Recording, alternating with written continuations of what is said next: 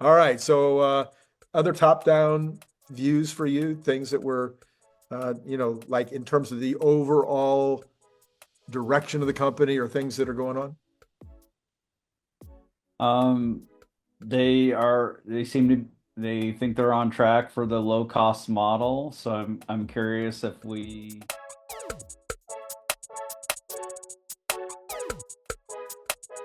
get a model that's different than the Cybercab that's going to be sold to people. Right. Um, so I'm really curious about that. Um, almost feel like I guess there doesn't have to be an announcement until it rolls off the factory line because people just buy them up. Yeah, yeah. Yeah, so I ordered a Model Y. I We can saw that. I saw we that you can had to talk get about permission. that in a little bit. All right. Yeah, also around Optimus, um, they mentioned Optimus in their shareholder deck where they didn't have an explicit call out to Optimus before. Right, right. Yes. And I've saw at least two or three mentions in notes from pundits Hmm overnight. So, uh, And Elon talking about how quickly they'll scale production, I thought was good. We think he'll 10x production, multiple years in a row. right, I don't see why after they maybe do 5,000 that they wouldn't go to 100,000 that next year. right, right. So maybe they 20x, but then I think they'll 10x to maybe a million. And I think the part that might slow them down is the computer inside. Uh-huh. Um, and then I'm really curious to see how much that scales, how quickly that scales from there. Yeah. Yeah. From a So, million. That'd be pretty wild for well, them to make a if million you, in 1 year. yeah, if you give your suppliers enough time, they should be able to do it. Jeff Lutz also thought that the chip might be, the biggest issue. Hmm Other people, I've had people on X today saying the actuator, would be the issue. And I'm like, I mean, I mean, yes, it's a complex part. It's got electronics. It's got, wires, little tiny, itty bitty tiny wires.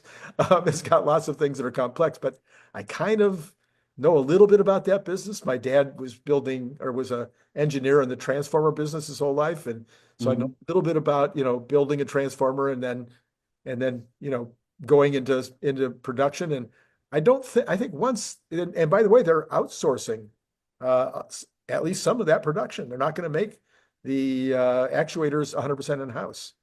So Interesting. they're going to an actuator expert, somebody who knows Wow. how to make actuators, and giving them the blueprints of what they want. And so this must be somebody who knows how to make lots and lots of actuators, really, really, really well. Yeah. Well, there are companies that do that. They weren't making them in the size that Tesla wants, but if Tesla gives them a big order, I'm sure they'll oblige. And it's Yeah. not, um, there is something to it. So, like, not every actuator is the same, and there's like a certain, like, uh, I'm not sure what it's called, but it might be easier to pull out than to push in, and that decision gets made and how they design the actuator. Yeah. So what about any specific things in terms of your guys' bull case?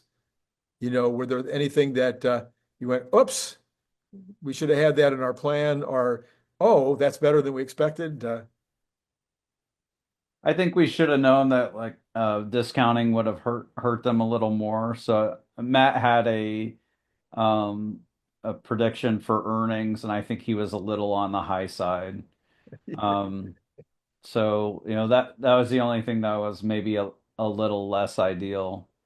The other thing that was a little strange was it seemed like the revenue on the energy side was a little low. Yeah. So I'm guessing the deferred revenue is is going to jump by quite a bit. So people should Um, listen later tonight. CERN Basher on my show later tonight will be giving his combination. He looks at what was yeah. deferred combined with what was Mhm. claimed, what was And that's in the 10K, which came out so this morning. we'll Yeah. talk about that tonight. Yeah. So yeah, I think I guess maybe So when Tesla announces 11 gigawatt right, hours deployed, that means it's been delivered to the site.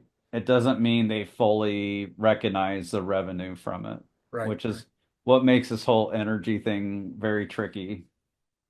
Yes, and then they'll put a number in their in the deck. They'll talk about a number that is reserved, a dollar amount that is reserved for the future that they can't realize until later. Hmm. And all of that is very complicated accounting. But I think overall, I don't think they are still at the 10 uh, megapack, Gigawatt hour run rate. no, the 10 megapack run rate, right? Mm, 10,000, the 10,000, 40,000 gigawatt hours yeah. and 1,000 packs. I don't think they're at that run rate yet. Are there, or else it's an inventory. It's possible that, but it just seems like there's still not enough to justify the full out, flat out production.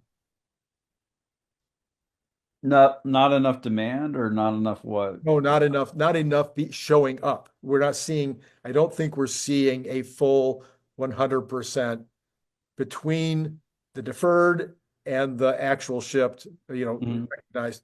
It's still not, I don't think, quite to that run rate. I think we got room to go. I was thinking that they might have been as high as 14 gigawatt hours this time, and they weren't, they didn't hit that. Just from Lathrop? Lathrop plus the uh, power walls. Oh, okay. Yeah.